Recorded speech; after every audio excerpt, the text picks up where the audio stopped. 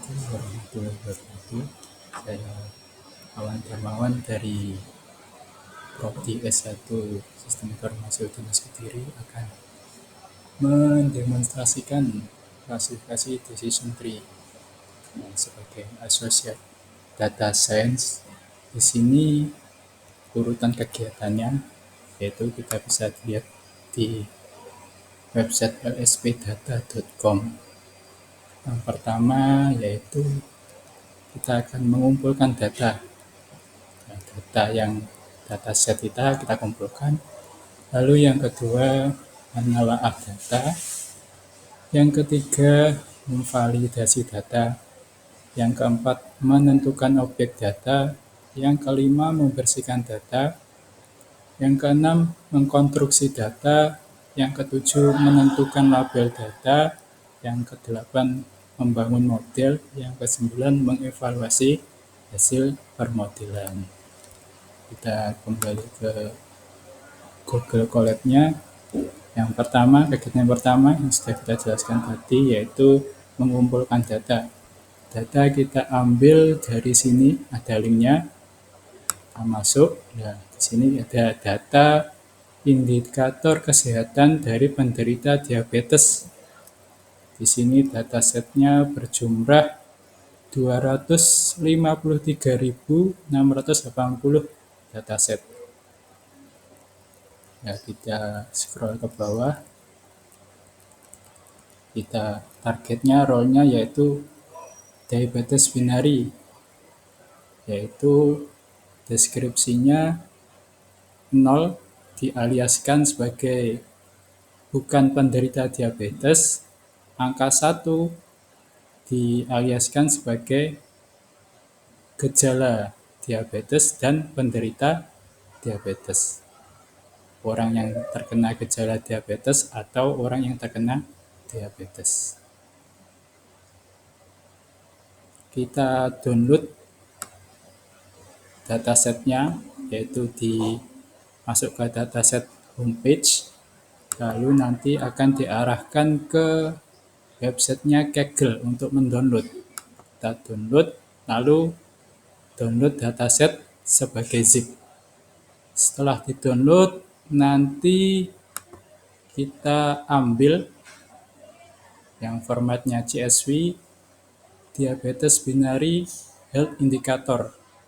Nah, ini datasetnya.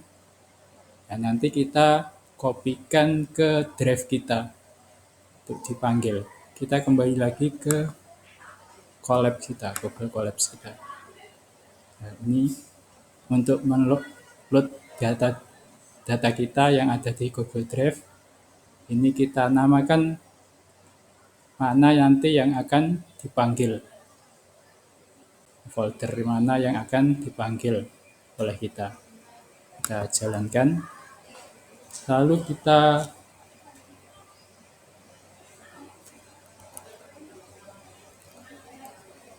mounting Google Drive kita yang sudah kita buat folder. Kita jalankan. Nah, ini ada permitnya, ada untuk memperbolehkan kita connect ke Google Drive ketika memanggil.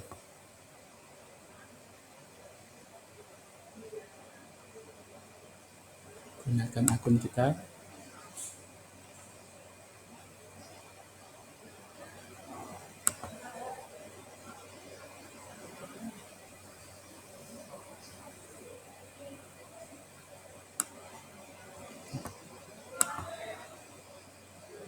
Nah, sudah selesai.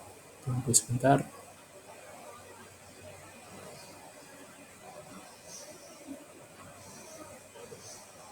Nah, Google Drive sudah berhasil dimounting. Jadi nanti selain kita mengambil dataset, dataset kita taruh ke folder yang telah kita buat. Ya, nanti juga ada kegiatan untuk menyimpan dataset setelah dibersihkan.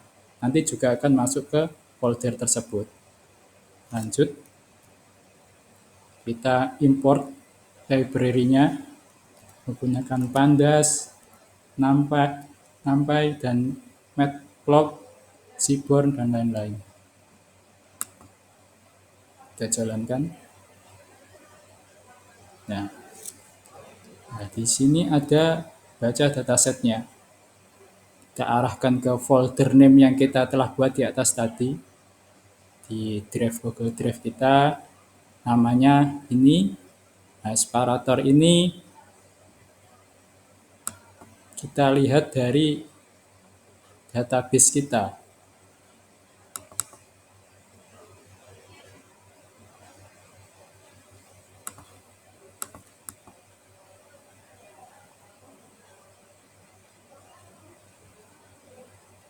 Kita lihat dari database kita. Nah, di sini isinya pemisah antara data, yaitu menggunakan koma. Maka di separator kita isi koma. Nah, untuk kalau diisi selain koma, nanti akan tercipta non. Lalu skip initial place, kita isi true. Nah, missing value-nya kita isi tanda tanya. Karena kita coba di sini, kita cari tanda tanya. Nah, ini tidak ada. Cannot find tanda tanya.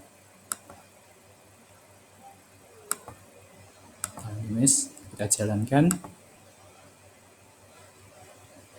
Nah, setelah kita jalankan, ini tadi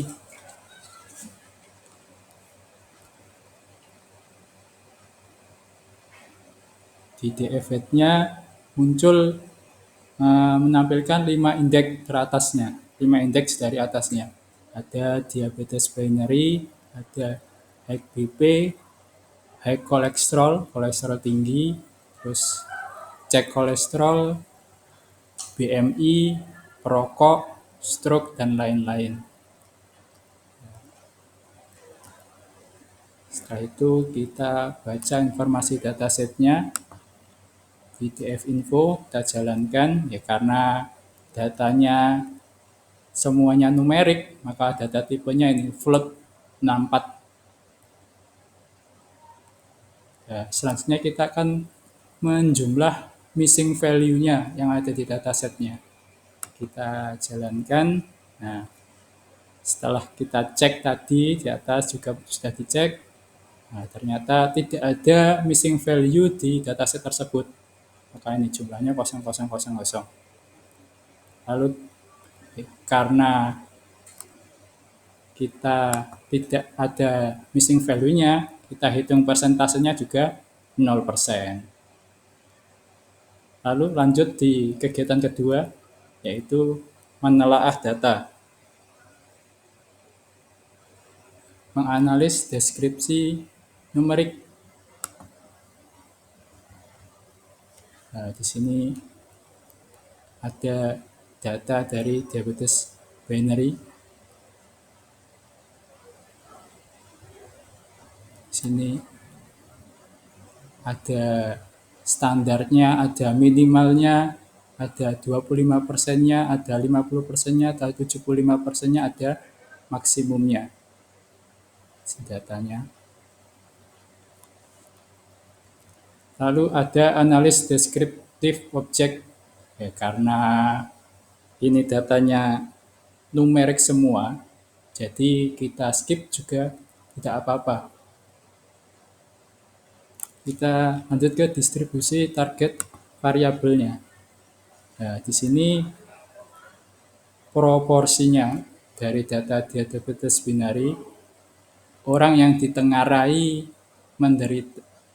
tidak menderita diabetes ada 86%. Sementara orang yang ditengarai menderita gejala diabetes atau terkena diabetes ada 13%. Data tipenya numerik ditunjukkan dengan float 64 ini. Kita visualisasikan distribusi numeriknya.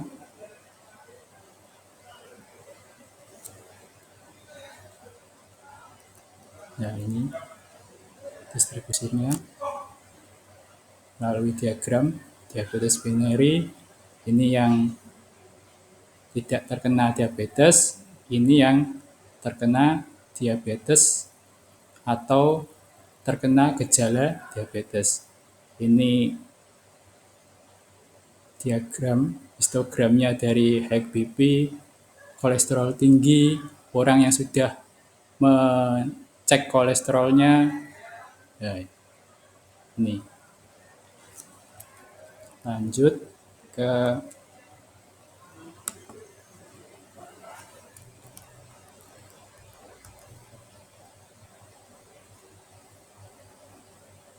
kita analisis korelasinya.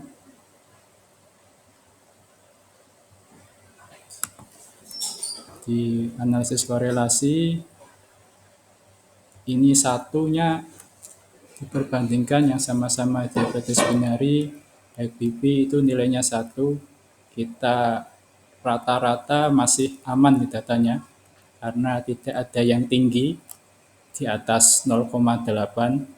Kalau sudah 0,8 maka itu datanya menjadi anomali. Kita analisis hubungan numerik dengan target variabel. Di sini kita analisis penderita diabetes binary dengan fitur-fitur yang lain.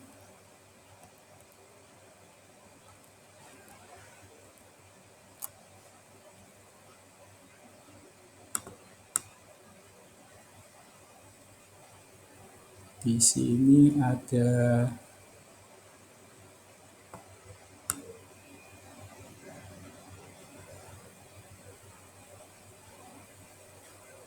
penderita diabetes binary dengan high BP, orang yang terkena diabetes binary, dan orang yang tidak terkena diabetes dibandingkan high BP-nya. Orang yang terkena diabetes dan orang yang tidak terkena diabetes atau orang yang bergejala diabetes dibandingkan dengan kolesterol tingginya. Kita bandingkan dengan bar-bar tersebut.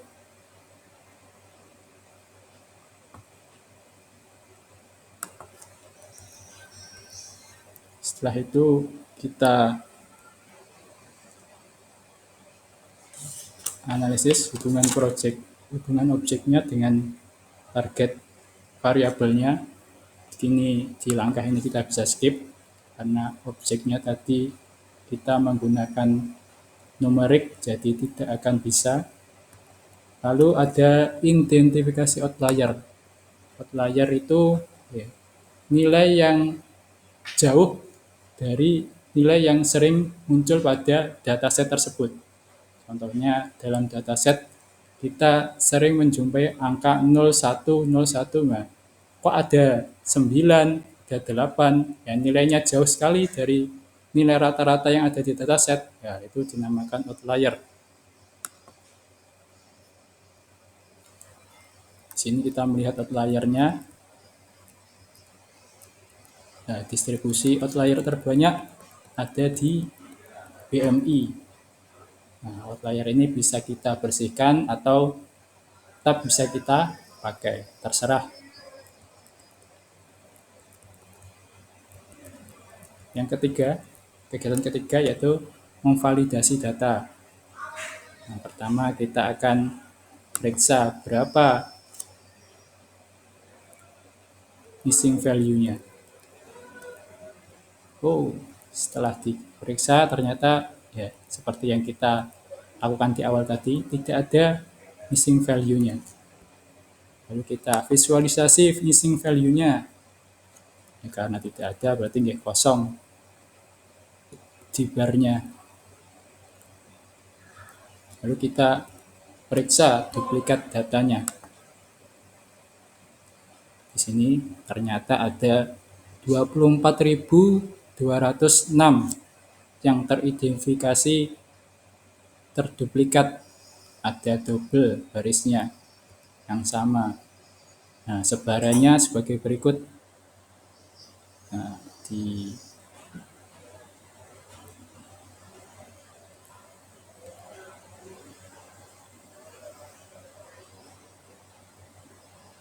kita validasi tipe datanya. Ya, ini tipe datanya semuanya menggunakan numerik, ditunjukkan dengan ini float 64 ini. Kita validasi range nilainya, nilai range-nya minimum maksimumnya dari BMI, dari cek kolesterol minimal nilainya 0, maksimal 1, nilai range dari perokok ada minimal 0, ada maksimal 1, nilai range untuk penderita stroke dan 0 dan 1. Kita masuk ke kegiatan kelima, yaitu membersihkan data. Yaitu kita cek lagi missing value-nya. Nah, sama dengan yang di atas, tidak ada missing value-nya. Yaitu yang selanjutnya yaitu menangani outlier. Ini opsional, bisa dikerjakan, bisa tidak.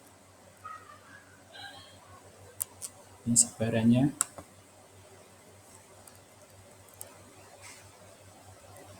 Lalu menangani duplikat. Ya, duplikatnya tadi 24.206.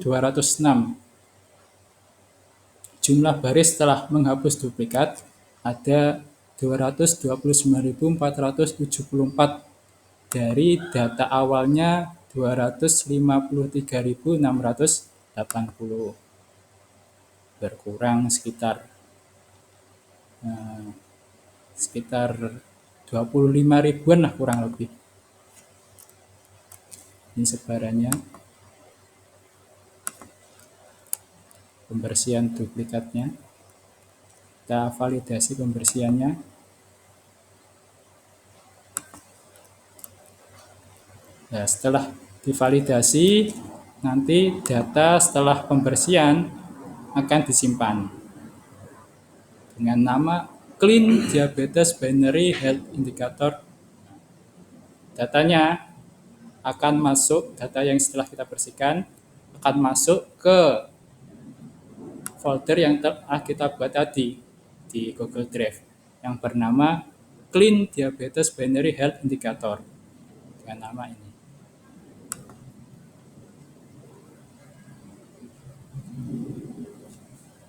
Yang kegiatan selanjutnya yaitu kita mengkonstruksi data. Kita aktifkan feature engineering. Transportasi, kita transformasi data non-numerik ke numerik. Karena tadi tidak ada data numerik,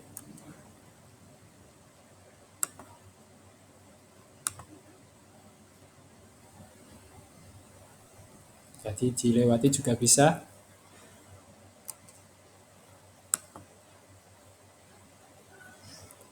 Karena ya, datanya sudah numerik semua.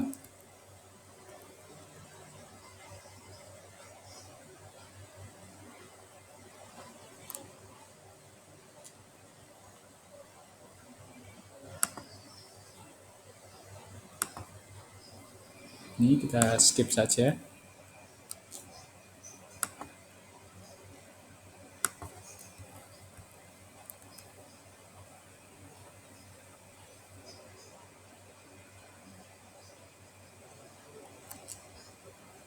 Kita cek korelasinya seperti awal tadi, 1:1 itu perbandingan antara dirinya sendiri, diabetes binary dengan diabetes binary, maka akan diisi 1. Lalu ada fitur penghapusan fitur bernilai konstan. Nah, tidak ada nilai konstan di sini.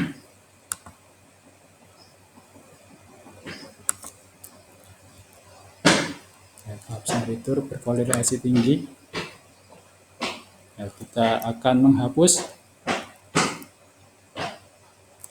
apabila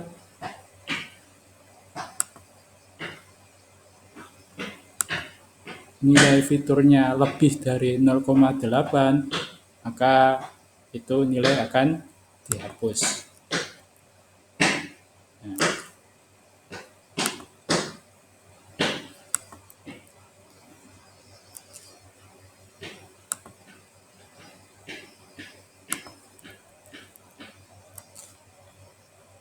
deskripsikan. Kita cek kembali korelasinya setelah menghapus nilai konstan tadi. Nah, ini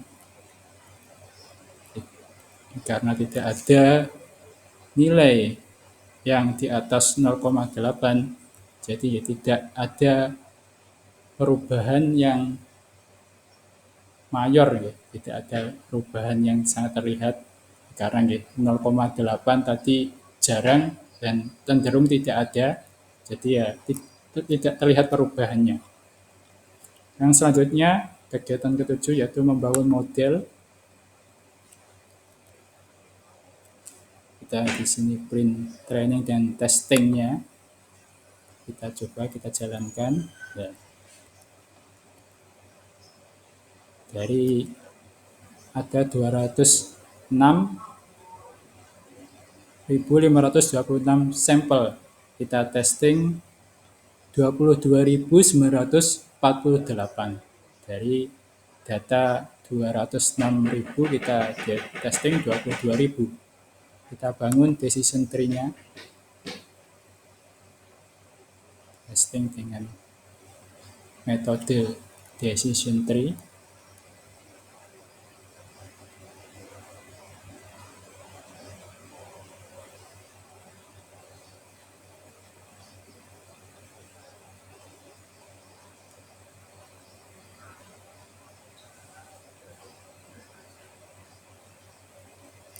Kita run.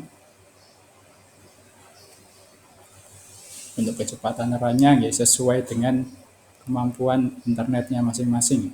Kalau lagi lemot ya lama.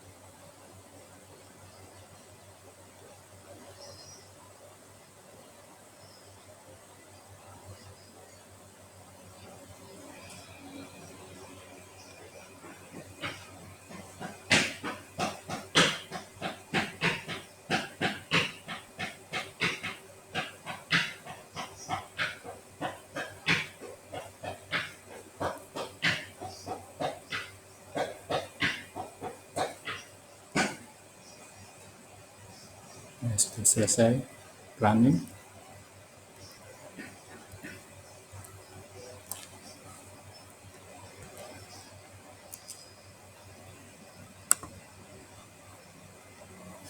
Dan kita running juga evaluasinya.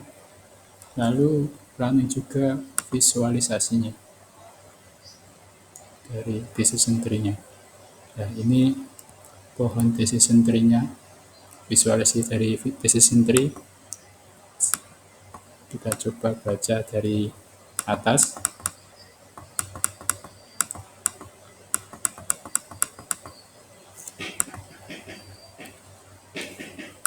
Sini ada, nah ini cara bacanya dari atas. High BP jika kurang dari sama dengan 0,5, jika true maka arahnya ke sini, jika false maka arahnya ke sini. Tuh, bisa diteruskan sendiri.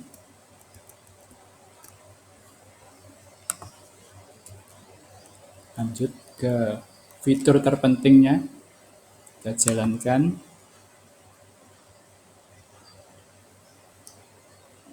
Ini fitur terpentingnya dari dataset ini, 5 terpenting yaitu high BP, gain yield, atau BMI, itu lalu kolesterol tinggi, lalu umur. Nah, divisualisasikan dengan bar seperti ini.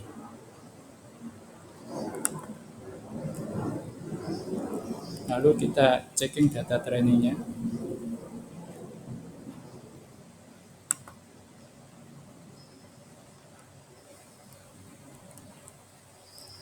Nah, kita lihat akurasinya 85%, presisinya 85%. Jadi data setnya ini bagus, hasil pre-processing kita bagus, datasetnya bisa digunakan karena ya akurasinya 85%, tinggi. Lalu kita simpan model tadi.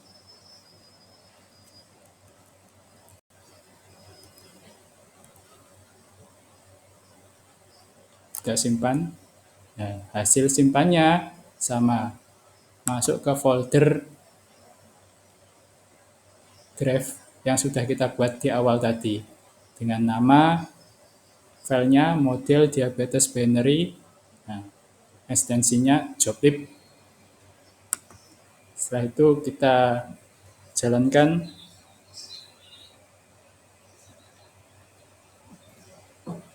ke model tanpa optimasinya. Kita jalankan.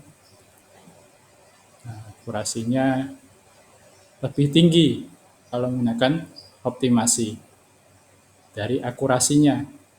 Akurasi trainingnya lebih tinggi daripada akurasi pada saat tes.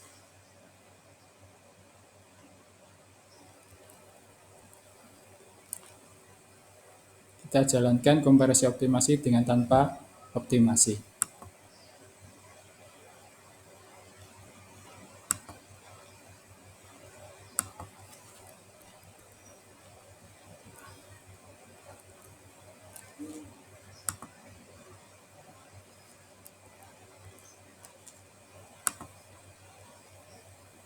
Kita jalankan. Oh, ini kita dapat seperti ini hasilnya. Ketika menggunakan data optimasi, akurasi dan tesnya hasilnya sama, sementara menggunakan data biasa, training dan tesnya berbeda lumayan jauh. Ketika hasil learning menggunakan data biasa, maka data training dan tes akurasi training dan tesnya terdapat perbedaan yang signifikan. Kita komparasikan.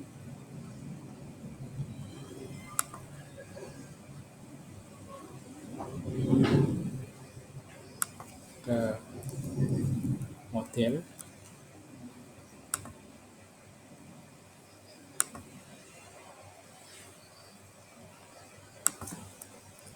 Nih, presisinya segini. Setelah di data original dan data normalisasi setelah dilakukan, presisinya sama. Ketika akurasi 85%, ketika recall 85%, data biasanya, data orinya. Sementara setelah kita normalisasi, akurasi 77%, recall-nya sama, jadi presisinya sama. Sementara itu yang bisa kita sampaikan ada banyak kekurangan, saya mohon maaf yang sebesar-besarnya. Assalamualaikum warahmatullahi wabarakatuh.